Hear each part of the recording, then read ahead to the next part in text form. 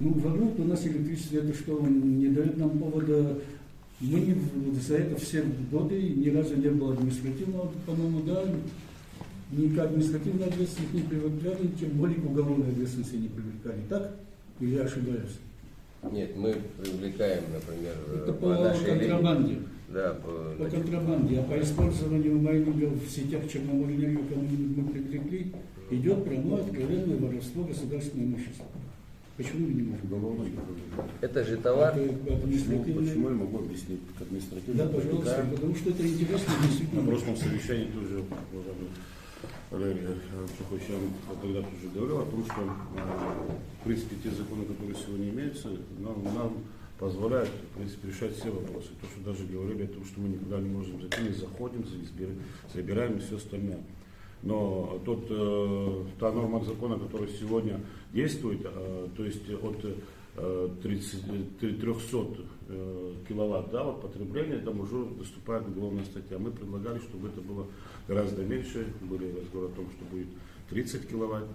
Но как я и в прошлый раз заявлял и говорю о том, что даже будет 2 киловатта потребления. Подождите, 300 киловатт это единовременного пользования? Единовременного пользования, да, по подключению к общей сети оператора карается уголовностью. То есть сегодня действующий закон. То есть предложение было снизить до 30. Но с моей стороны, с учетом того, что у нас есть на практике определенные уже есть наработанные материалы, мы видим следующее. Если у человека даже есть тот объем потребления, так скажем, то есть мы в отношении отдельного лица возбуждаем. Также дело.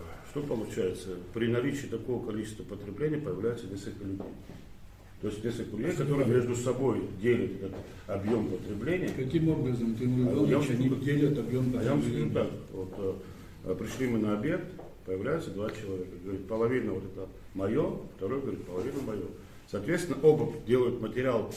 Нам приходится собирать на двоих материал, делить то потребление, получается, и, соответственно, под уголовную статью они не подпадают. Потому с нашей стороны мы предлагаем, помимо того, что объем потребления считать, и еще объект как отдельно, так скажем, место совершения преступления. Я думаю, что если к объекту мы будем привязывать, согласно нашему закону, то мы тогда можем привлекать к уголовной ответственности. Что нам мешает? Давайте, какие нужны... Эти вопросы мы уже с Министерством тогда энергетики и транспорта мы этот вопрос обсуждали. Мои, скажем так, специалисты, юристы и в том числе практики, которые уже работают, они готовы свои предложения внести. То есть в этом надо ускорить немножко, работаем. ребята. Надо ускорить, потому что мы опять окажемся в энергетическом кризисе даже больше, чем было. У нас есть уже наработанная практика, ничего придумывать, я думаю, не нужно. Есть действительно на земле работают ребята, и все те трудности, с которыми мы сталкиваемся, мы их видим. И да, есть волевое решение, только волевым решением мы сегодня заходим в адреса. Вот сейчас Черноморэнерго говорит, что нужно знает, если кто-то знает, где они есть, действительно, у нас никогда преград в этом не было. И нету преград сегодня. Да, конечно, когда мы сталкиваемся с буквой закона, получается преграды, не то что преграды, а слишком, так скажем, гуманные, так скажем, требования получаются. Вот это, если их усилить, конечно же, я думаю, эффекта было бы больше. А так, в целом, мы работу в этом направлении не прекращаем. У нас праздничные дни МВД, вы знаете, МВД находится в усиленном режиме. Работу в этом направлении мы ведем, есть определенные результаты.